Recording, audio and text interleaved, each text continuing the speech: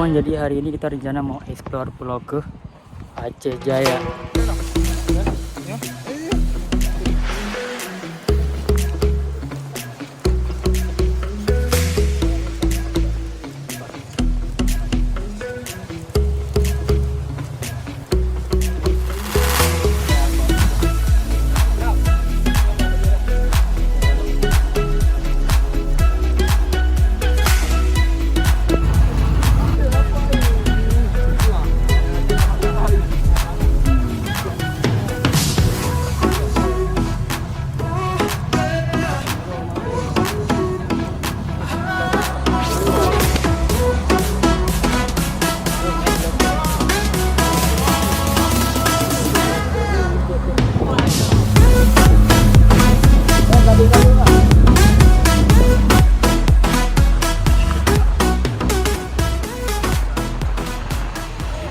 Kita udah sampai di Pulau Ke. Rencana kita akan buka tenda di sini.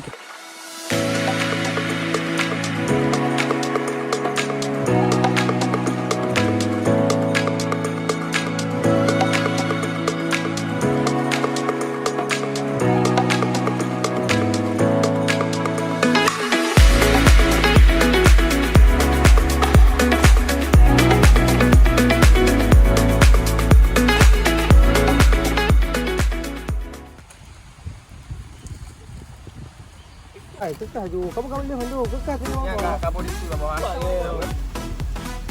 Ya, kiri bawah ini.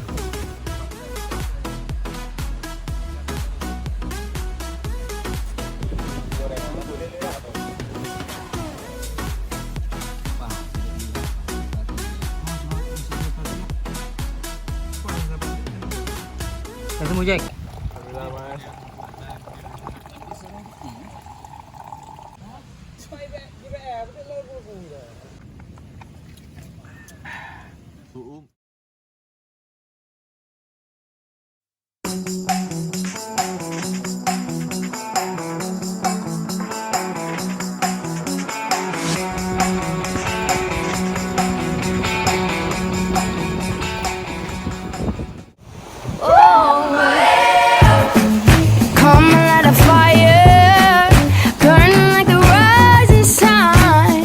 Thought I'd find